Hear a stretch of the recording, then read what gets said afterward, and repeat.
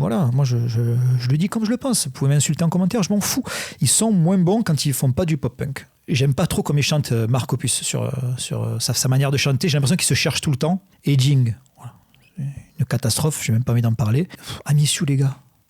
Il y a vraiment des gens qui aiment I Miss You, mais c'est une chanson de merde. Oh, c'est pas possible, on dirait qu'ils chantent dans l'espace. Je déteste ce groupe. Salut à tous et bienvenue dans ce nouvel épisode de Punk Chronique. Alors, épisode un peu particulier, on va dire, parce que j'ai absolument rien préparé, rien écrit. Je viens de lancer l'enregistrement là et on verra ce que ça donne. Je vous avais prévenu il y a quelques semaines déjà, avec une vidéo short, que j'allais pas forcément avoir le temps de faire des chroniques ou des analyses de chansons dans les mois qui allaient arriver. Mais je vous avais quand même dit que si j'avais des petites idées comme ça, des vidéos rapides à faire, j'allais les faire. Ben voilà. C'est le cas, on va voir ce que ça donne. Donc comme le titre l'indique, je vais faire une petite vidéo tier list sur les albums de Blink. Je pense que tout le monde sait ce que c'est, mais je vais quand même expliquer rapidement, on ne sait jamais, parce qu'il y a quand même pas mal de vidéastes qui font ce genre de vidéos sur YouTube et sur Twitch aussi. Alors ça se présente comme ça en fait. Alors vous avez un tableau ici, avec tous les albums de Blink en bas, et on va essayer de les classer. Donc D c'est le plus mauvais, et S c'est le meilleur on va dire. Et on va essayer de les placer ici, donc ça nous donnera une petite occasion de se refaire un peu la discographie de Blink.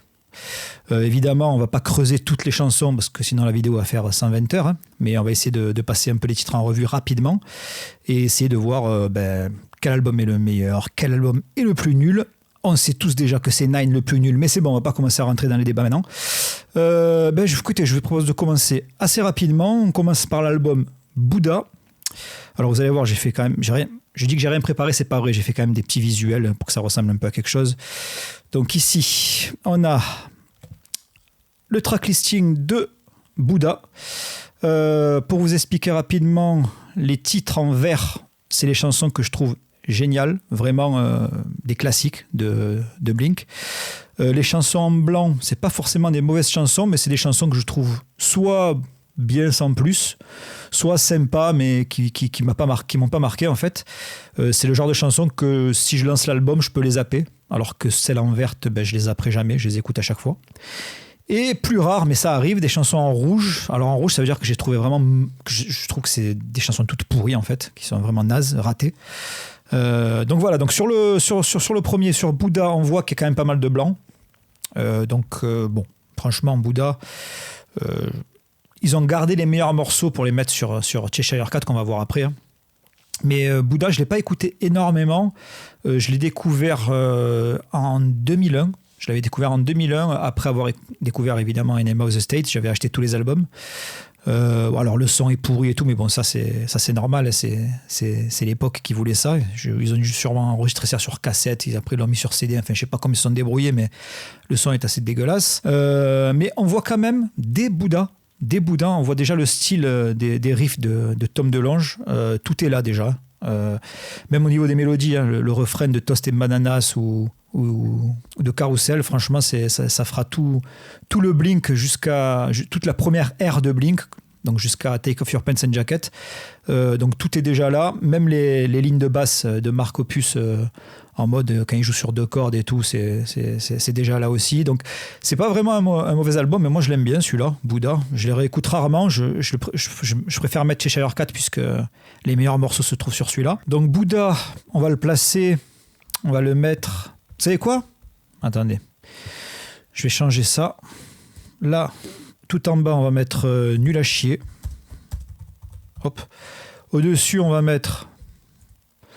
On va mettre pas terrible. Au-dessus, on va mettre sympa. Là, on va mettre évidemment excellent.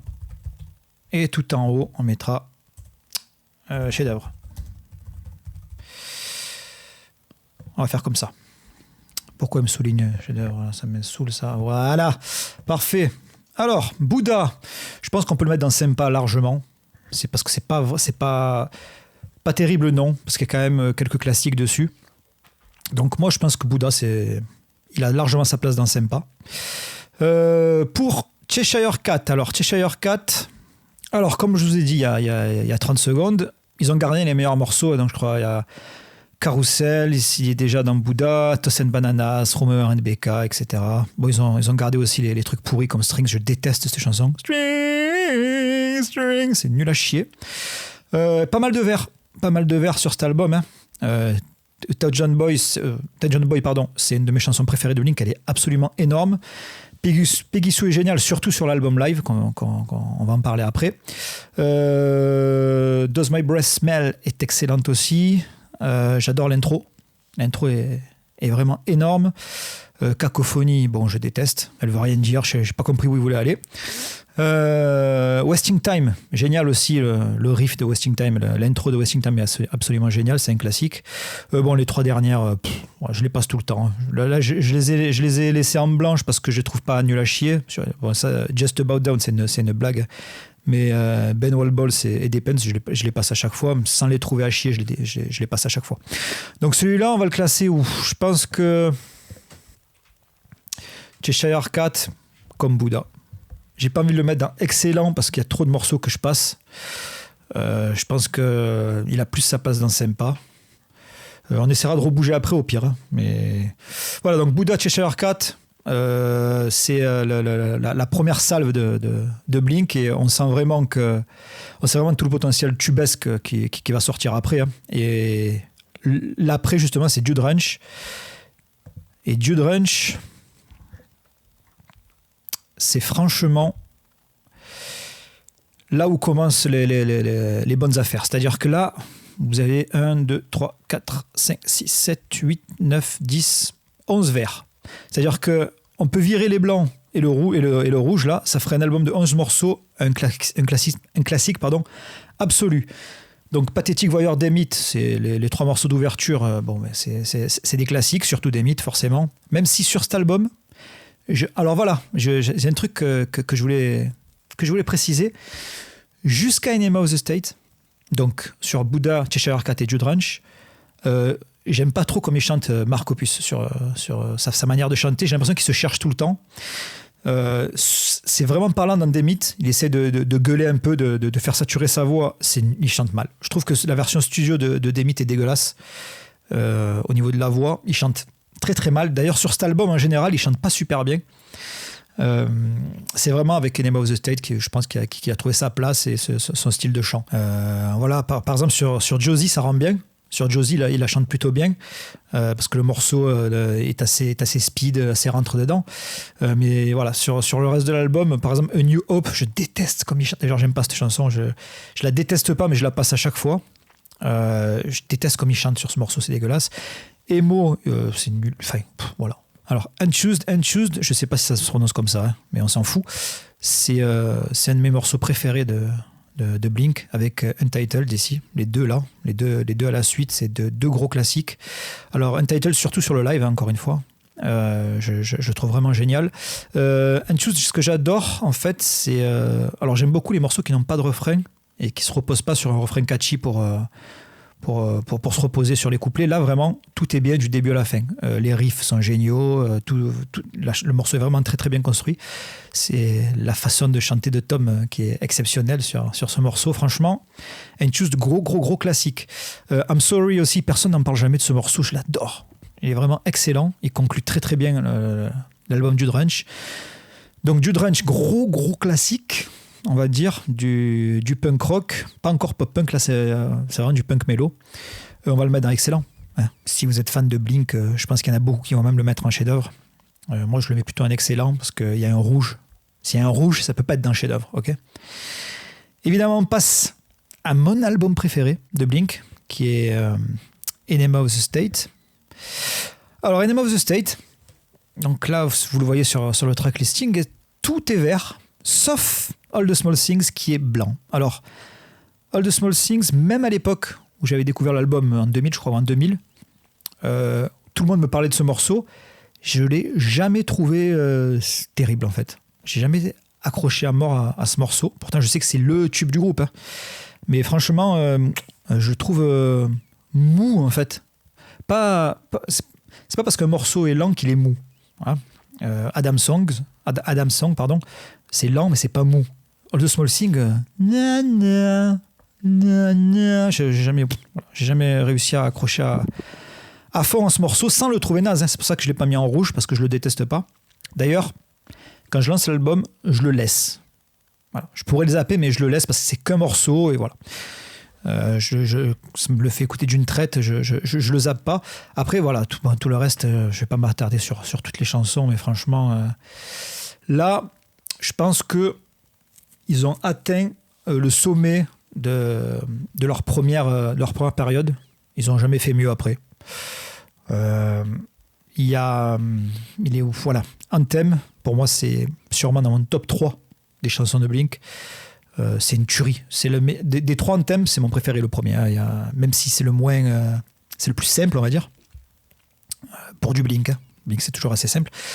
Le premier, j'adore. Les chœurs sur le refrain, ils me donnent des frissons à la fin et tout. C'est exceptionnel. J'adore ce morceau.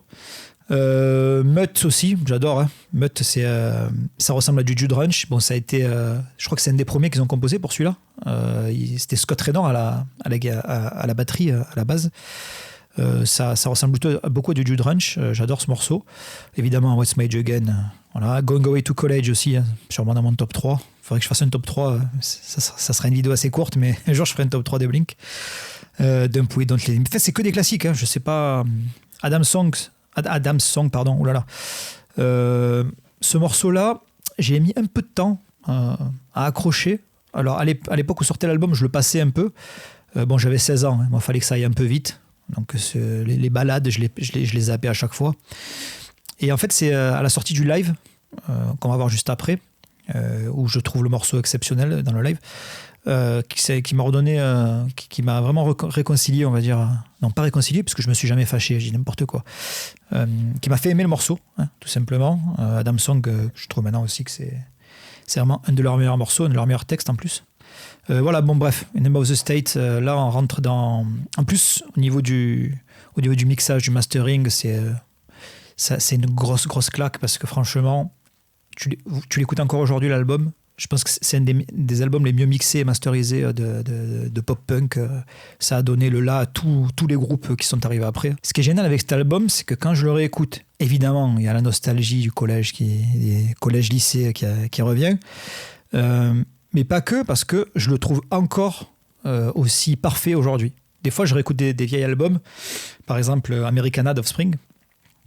Ça me rend nostalgique c'était à peu près la même époque. Mais aujourd'hui, je le trouve moins bon qu'avant. Voilà, je trouve qu'il y a des chansons qui sont vraiment assez nazes, alors qu'avant, je le trouvais parfait du début à la fin. Mais là, pour cet album-là, pour Enema of the State, encore aujourd'hui, je le trouve parfait. Et c'est un des meilleurs albums jamais faits de tous les temps pour moi. Donc, évidemment, vous vous doutez bien que celui-là, on va le mettre cash dans chef-d'œuvre, et je veux rien entendre. Hein. Il y a pas de... Non, parce que je connais les fans de Blink. Oui, mais Take Off Your Pants and Jacket. Non. Take Off Your Pants and Jacket, il est pas mieux que Enema of the State. Mais avant de parler de Take Off Your Pants and Jacket, pardon, on va évidemment parler du live. Alors, le live, je vous ai pas fait le track listing parce que tous les morceaux, on les a déjà vus là. Le live, pareil, hein, je le mets dans le chef-d'œuvre. Alors, pourquoi je le mets dans le chef-d'œuvre ? Parce que déjà, quand il est sorti en 2000 ou 2001, par là, 2000 je crois, quand il est sorti, je ne connaissais pas Jude Runch. Je l'avais pas encore écouté. Et donc, c'est comme ça que j'ai découvert les premiers morceaux de Jude Runch dedans. Donc, T-Myth, Pathétique et tout le reste. Et j'avais trouvé ça, mais vraiment, voilà. J'étais là, je dis, en fait, c'est le meilleur groupe de l'univers. Alors oui, on va tout de suite en parler. C'est pas un vrai album live, je sais. Il y a des bruits qui courent comme quoi ils auraient réenregistré des trucs parce que c'était naze et tout. Ça m'étonnerait pas. On n'en a pas là. Enfin, je suis pas allé chercher l'information, mais oui, c'est possible. Parce que l'album est très, très, très, très, très, très bien produit. Il n'y a aucune fausse note. Et même au chant, il n'y a aucune fausse note. Ce qui est impossible, voilà, tout simplement, surtout pour du Blink. Là, c'est vraiment très, très, très propre. Alors, pourquoi ça ne me gêne pas ? Parce que les albums live, même l'album de NoFX live est très propre. En fait, même s'il est un peu plus naturel, voilà, il y a un peu plus d'approximation, mais au niveau de la voix et tout, il est très, très propre. En fait, parce que ça ne me dérange pas dans les albums live, parce que quand on est dans la salle, quand on assiste à un concert, et que des fois il y a des fausses notes ou sur le morceau il est pas très juste à la voix, c'est pas grave parce qu'on est dans le moment, dans l'énergie, et c'est génial quand même, ça passe. Alors que si on écoute ça sur CD tranquille chez soi, ça passe pas. On n'a pas envie d'écouter un truc approximatif. Enfin, voilà. Là, je vais encore me faire lyncher par les vrais punks, mais ce que je veux dire, c'est que moi, quand j'écoute un album live, si j'ai pas l'énergie de la salle, l'énergie du moment, j'ai pas envie de me taper toutes les fausses notes et toutes, que ce soit aux guitares et aux voix. Donc, si un petit nettoyage, un petit polish de fait, ça me dérange pas. Après, c'est vrai que sur celui-là, c'est un peu trop, puisqu'on dirait presque un album studio. Vous enlevez le son du public, c'est presque du studio. C'est vraiment très, très, très, très, très propre. Mais je m'en fous. L'album tabasse. Et, je le réécoute. Je pense que c'est l'album que j'ai le plus écouté. Et je me le remets de temps en temps, tout le temps. Je me le remets de temps en temps, tout le temps. C'est pas mal. Hein. Oui, je préviens, je vais pas faire beaucoup de coupes. Je vais pas faire un gros montage sur cette vidéo. Je vous ai dit que c'est un truc un peu light. Donc, faites pas chier. Je vais laisser les blancs et les conneries. Donc, le live, chef-d'œuvre. À côté d'Enema of the State. Et spoiler, ça sera les deux seuls chefs-d'œuvre de la discographie de Blink. Là, on va attaquer Take Off Your Pants and Jacket. Alors, Take Off Your Pants and Jacket, qui est un album que j'aime beaucoup. Hein. Mais, comme vous pouvez le voir sur le track listing, il y a un gros bloc blanc. Alors, cet album, il est sorti avec des inédits dans divers pays, je ne sais plus c'est lesquels. Il y a 2 morceaux. C'est Don't Tell Me It's Over et comment il s'appelle l'autre déjà? Moi j'ai un trou. Time to Break Up. Voilà. Ces 2 morceaux-là, c'est 2 tueries. Et s'ils avaient viré, par exemple, Every Time I Look For You, qui est nul à chier, et Shut Up encore pire, et qu'ils avaient mis ces 2 morceaux à la place, ça aurait été une grosse bombe cet album. Sauf que non. Voilà, ils les ont pas mis, sûrement parce que ça allait faire trop de chansons avec Tom au chant, peut-être. Mais franchement, Don't Tell Me It's Over et Time to Break Up. Time to Break Up, pareil, sûrement dans mon top 3. Donc ça fait 5 chansons que je parle en disant que je les mettais dans le top 3. Mais Time to Break Up, c'est un gros morceau. Et ces 2 chansons-là, elles sont énormes. Et je sais pas pourquoi elles les ont pas mis dans le track listing final. Voilà, on a un Thème Partout qui est un gros classique. Hein. Online Song, une chanson old school, assez cool. First Date, je l'aime bien ce single. Il a franchement bon feeling quand je l'écoute. Je trouve pas exceptionnel mélodiquement, mais il passe tout seul. Voilà, c'est vraiment une petite pâtisserie, comme on dit. Je m'énerve, j'ai envie de me claquer. Après, alors ce qui est blanc, comme je disais, c'est pas forcément des mauvaises chansons, c'est juste des chansons que je trouve. Voilà, c'est sympa, mais si je les zappe, c'est pas grave. Voilà. Des petites chansons sympas. Alors je vais me faire engueuler parce que The Rock Show, je sais que c'est... Mais The Rock Show, en fait, même à l'époque, en 2001 je crois, ou 2002, Take Off Your Pants and Jacket, enfin bon, début 2000, même à l'époque je trouvais les paroles à chier, quoi. C'est une niaiserie. Alors je sais que Blink c'est pas réputé pour avoir des paroles exceptionnelles, bien qu'ils écrivent bien parfois. C'est un peu un cliché ça. Évidemment, des fois ils écrivent des conneries, mais ils ont quelques bons textes. Mais The Rock Show, c'est naze. Traduisez-le, vous allez voir, c'est à chier. Jamais vous écrivez ça en français. Reckless Abandon, c'est pour la batterie. J'adore la batterie sur ce morceau. Give Me One Good Reason, alors ça c'est chef-d'œuvre absolu. La guitare, les guitares sur ce morceau sont exceptionnelles. Enfin, rien de très de révolutionnaire, mais voilà, c'est tellement bien trouvé. Les petits riffs qu'il fait, c'est génial. Please Take Me Home, c'est un des meilleurs refrains de l'album. Voilà. Et le pont à la fin là, qui fait monter avec la montée de batterie. Voilà. Je trouve que c'est le meilleur album de Travis Barker. Je trouve que c'est sur cet album là qu'il a trouvé sa place et qui fait les meilleures parties batterie. Genre par exemple le couplet d'un Thème Partout. Si vous faites pas gaffe à la batterie en général, essayez de faire gaffe sur les couplets d'un Thème Partout, ils sont exceptionnels. Donc très très bon album de Travis Barker. Et là, on sent vraiment. Alors, je l'avais bien aimé à l'époque et je l'aime bien toujours cet album. Mais on sent vraiment qu'ils arrivent. On dirait qu'ils l'ont fait, ils arrivent au bout de la formule. Voilà. Ils n'ont pas fait mieux qu'Enema of the State. Et ils ont fait dans la même veine qu'Enema of the State. Donc, c'est presque un tir à blanc, quoi. Sauf que, bon, Blink, ça reste Blink. Ils arrivent à faire des tubes. Hein. Les morceaux sont cool. Et ça ne m'aurait pas dérangé qu'ils continuent là-dedans, en fait. Voilà. Et on va le voir après ça. C'est la deuxième partie de carrière de Blink qui commence, avec évidemment l'album sans titre, mais là je pense que celui-là je vais le placer dans, j'hésite entre excellent et sympa. mais je vais le mettre dans sympa, parce qu'il y a vraiment le ventre mou au milieu de l'album. Il n'est pas pardonnable pour que je mette Take Off Your Pants dans excellent. Je suis désolé. Je suis désolé les fans de Take Off Your Pants and Jacket. Insultez-moi en commentaire. C'est pas grave. Donc on attaque sur celui-là. L'album. Hop. Sans titre. Alors, c'est un peu le bordel dans la tracklist là. Vous avez vu, il y a du vert qui se mélange à du rouge, à du blanc. Voilà. Alors, je pense que c'est assez... en fait, ça reflète le bordel qui est un peu cet album. C'est-à-dire que il sortait de... Alors, je parle pas de Boxcar Racer parce que c'est pas Blink, mais je pense que Tom DeLonge, il avait accumulé tellement de choses, tellement d'idées, tellement de riffs qui rentraient pas dans du Blink qu'il a fait Boxcar Racer.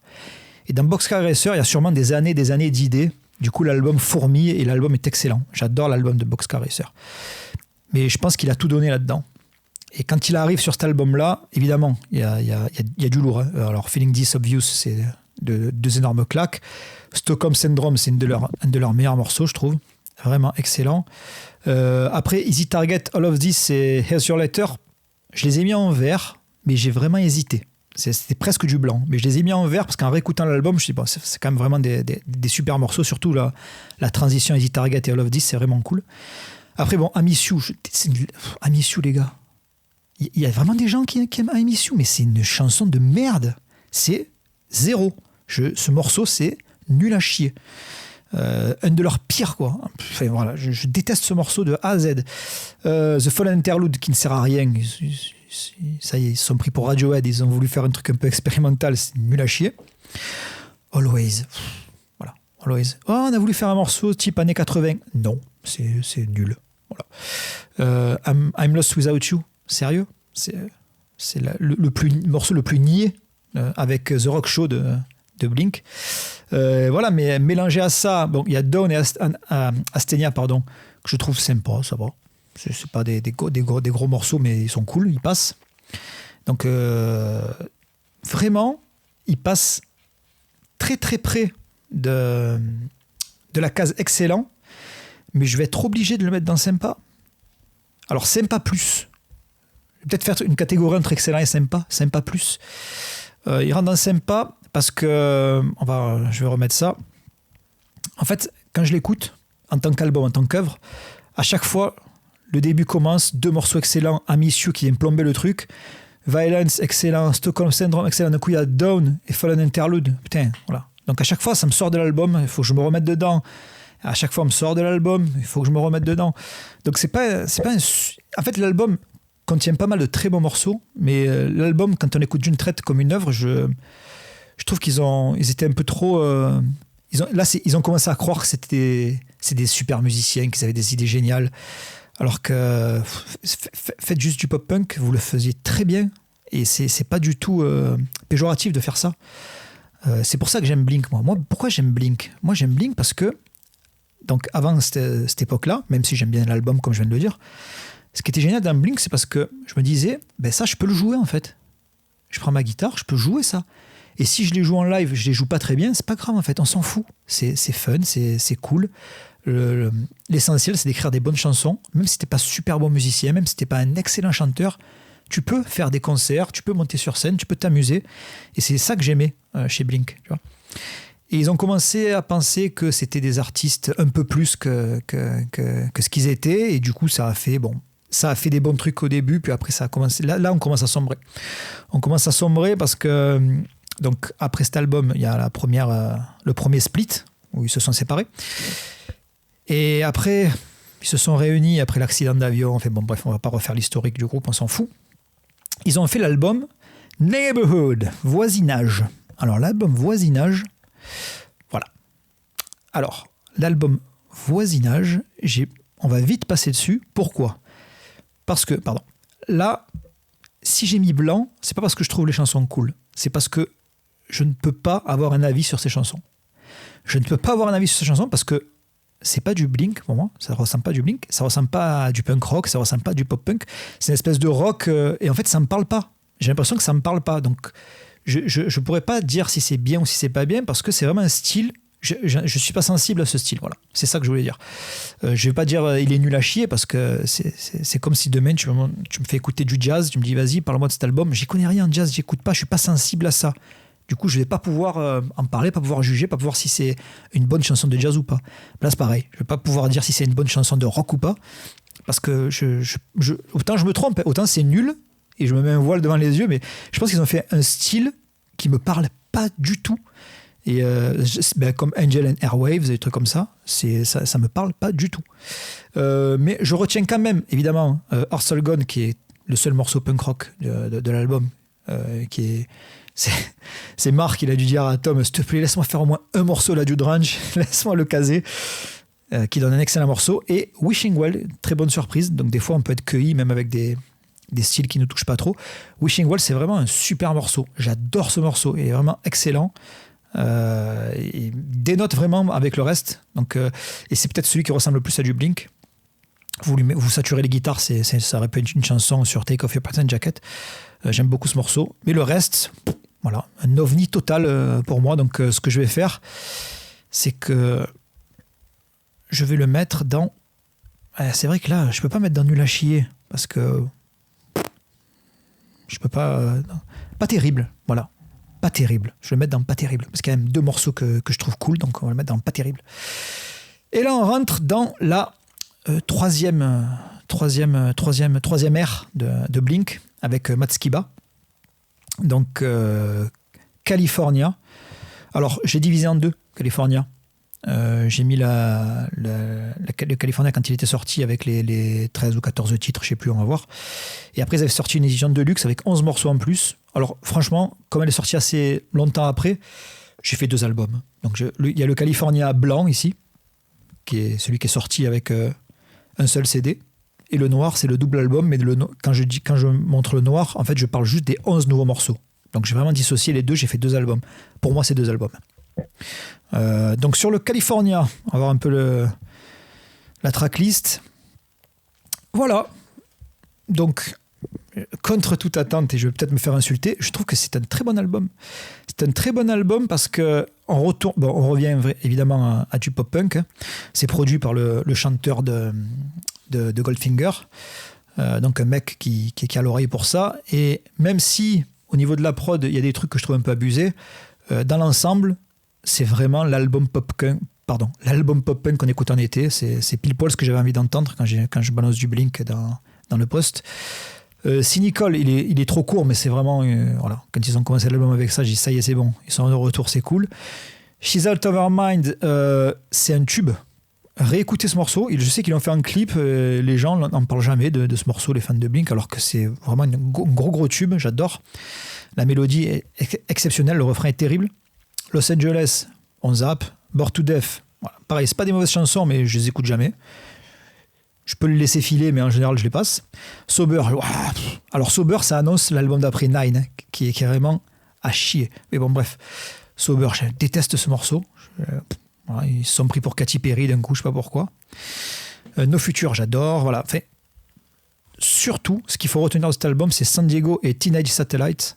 C'est vraiment 2 gros tubes hallucinants. Si je devais faire un top 3 des chansons de Blink qui seraient dedans.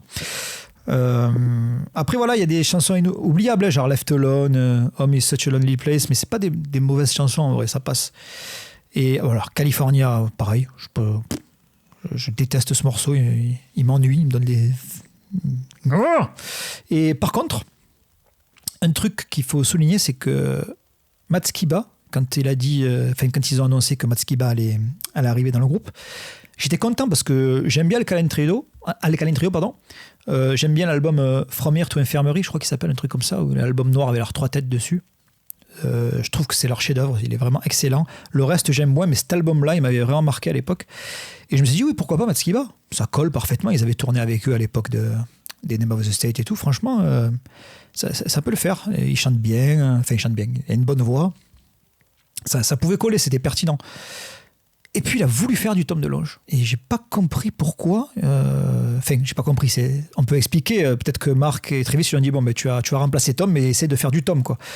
Alors, je ne sais pas à quel point c'est lui qui a trouvé les parties guitare ou c'est Marc qui composait. Je ne sais pas du tout comment ils ont fait leur tambouille. Mais force est de constater il y a un rip-off du riff d'Adam Song étalé sur tout l'album. À chaque fois, tu as le même genre de riff, que ce soit Bored to Death ou n'importe quel autre.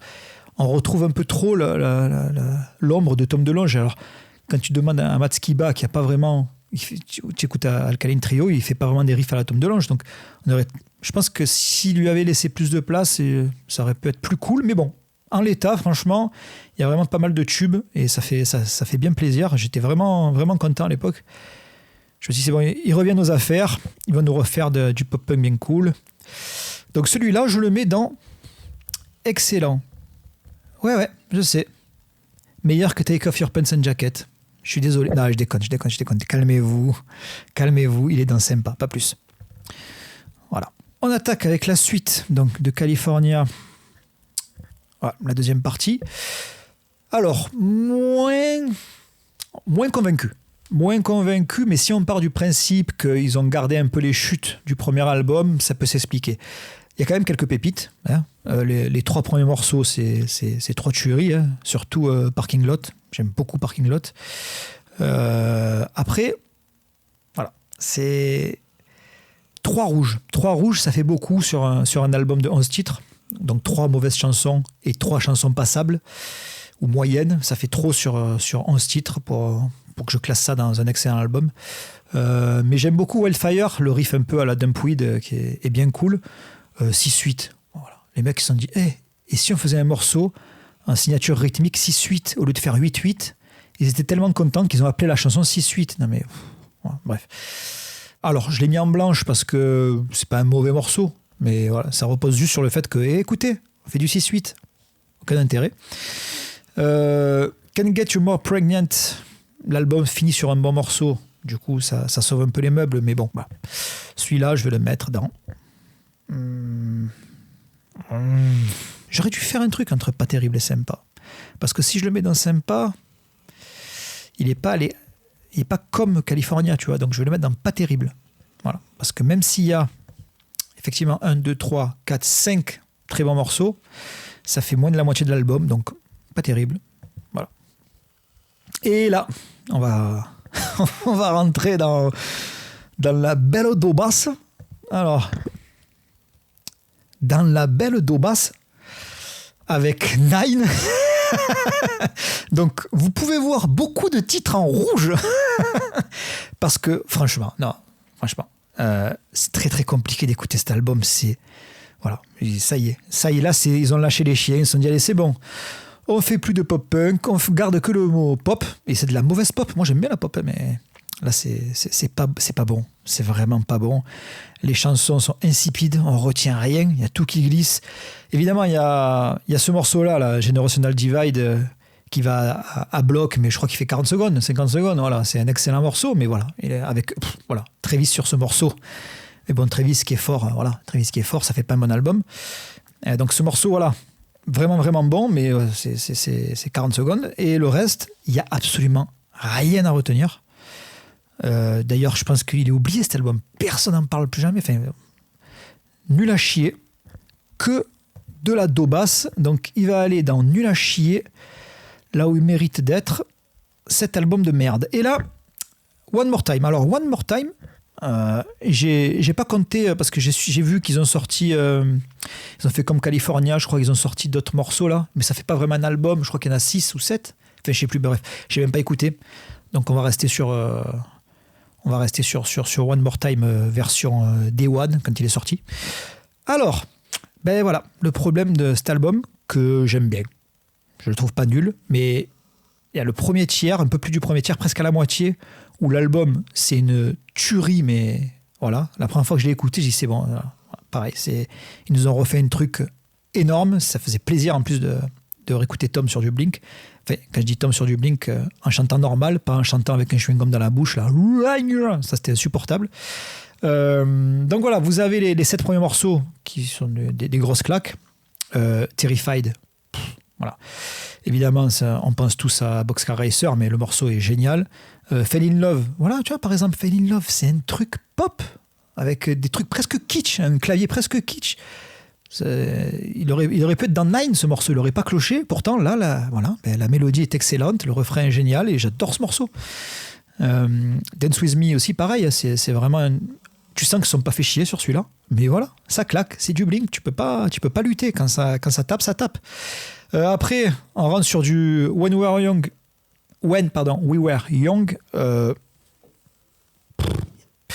Je l'ai presque mis en rouge, mais je l'ai sauvé parce que je trouve que dans le morceau, il y a des trucs, surtout à la batterie, vraiment bons, et les couplets sont cool. C'est le refrain que j'aime pas trop, en fait. Après, voilà, le problème, c'est qu'on chute complètement avec 3 merdes qui passent. Aging, voilà. Une catastrophe, j'ai même pas envie d'en parler. You Don't Know What You've Got, c'est quoi? C'est pareil, ils ont ressorti le riff d'Adam Song, et le morceau, le refrain, il est mou, c'est trop mou, ça marche pas, la mélodie, ça colle pas. Blink Wave, Blink Wave, ils ont voulu se faire un délire un peu comme il s'appelle, Always, pas bon du tout. Bad News, ça passe sans plus. Bad News, pareil, je l'oublie. À chaque fois qu'il arrive ce morceau, je fais ah oui, c'est vrai qu'il y a celui-là dedans. Donc il est pas nul, mais voilà. Hurt, pareil, inutile, je le passe et je trouve ça assez naze. Turpentine, voilà, classique, excellent ce morceau. Pareil, il aurait pu être dans le sans-titre ou dans du Boxcar Racer, peut-être pas trop Boxcar Racer, mais bon, bref. Voilà. Tom, il chante trop bien sur ce morceau, j'adore. La guitare est géniale. Sur cet album, en général, les guitares sont vraiment cool. Pas trop sur les grilles d'accords, sur les refrains, il y a un peu les mêmes accords qui arrivent trop souvent, mais bon, ça, on s'en fout. Mais il y a des petites trouvailles, des petits trucs à l'ancienne qui font vraiment plaisir. Other Side, j'adore beaucoup aussi. Et Childhood, voilà. Childhood, expliquez-moi ce morceau, expliquez-moi cette merde. Donc, ce qu'on va faire, c'est que celui-là, on va le mettre dans sympa. Alors, si on résume, la carrière de Blink. Blink, c'est un de mes groupes préférés parce que c'est ce qui m'a fait découvrir le punk, évidemment. Mais en faisant cette liste et en essayant d'être un peu, j'allais dire objectif, non, puisque c'est que mon avis quand même. Mais là, force est de constater qu'en fait, une grande partie de leur discographie, je trouve ça sympa. Je trouve pas ça énorme. Pourquoi ? Parce que je pense que Blink, c'est pas un groupe à album. C'est-à-dire que c'est un groupe qui arrive à faire plein de tubes et tout, mais niveau cohérence des albums, on voit qu'ils ont beaucoup d'albums ils ont beaucoup d'excellents morceaux, mais ils ont beaucoup d'albums inégaux parce que des fois ils se glissent dans des titres un peu inutiles où ils essayent de faire un peu autre chose. Alors c'est pas autant marqué qu'Offspring. Offspring, ils ont vraiment fait ça à partir alors X-Nay, c'est un excellent album, mais on retrouve ça un peu dans X-Nay et après dans Americana, et après voilà, ils ont fait ça, ils ont essayé de faire des trucs, tu te dis mais pourquoi vous faites ça les gars, c'est quoi, c'est des bruits de canne à pêche, c'est quoi ces conneries, enfin bon bref. Et Blink, sans aller jusque là, c'est ce qu'ils ont un peu fait, ils ont essayé d'aller chercher ailleurs, et quand ils ont commencé à faire ça, ils sont moins bons dans ça, c'est tout, voilà. Moi je le dis comme je le pense, vous pouvez m'insulter en commentaire, je m'en fous.